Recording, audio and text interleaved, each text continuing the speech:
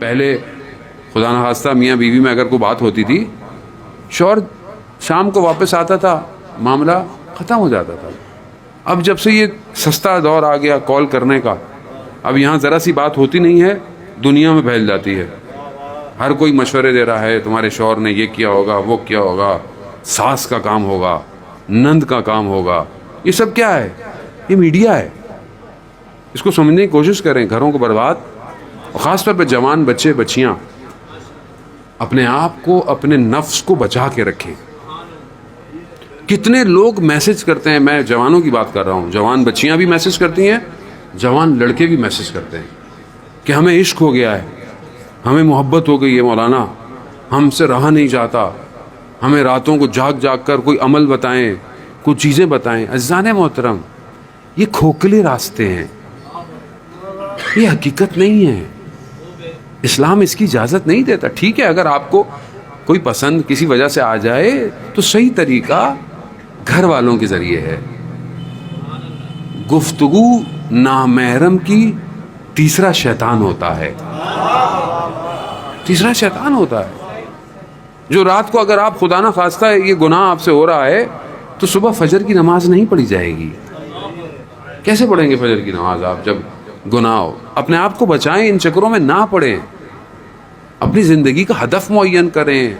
اور جو والدین بہتر سمجھتے ہیں، دیکھیں خود جب انسان کوئی لڑکا اگر اپنے لیے کوئی لڑکی کو ڈھونڈتا ہے نا تو وہ صرف لڑکی کو دیکھتا ہے، جبکہ گھر والے خاندان دیکھتے ہیں. اور تربیت خاندانوں میں ہوتی ہے. یہ ضروری ہے، اس کو سمجھیں.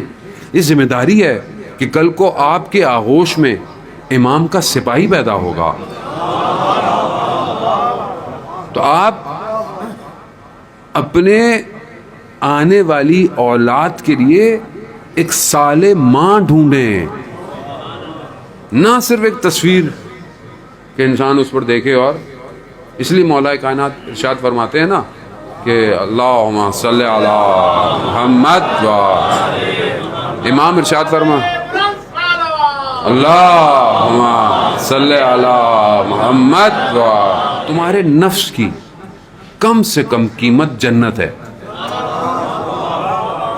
کم سے کم قیمت. اگر تم بیچنا چاہتے ہو نا اپنے نفس کو تو جنت سے کم نہیں بیچنا. ایک تصویر کی خاطر، ایک تعلق کی خاطر، ایک بات کی خاطر نہیں. جنت کم سے کم جنت ہے. اور جنت میں سب سے اونچا مقام اصحاب امام حسین کا ہے. جنت کی نعمتیں تمنا کریں گی کہ یہ ایک نگاہ ہمیں دیکھ لیں، مگر نہیں دیکھیں گے.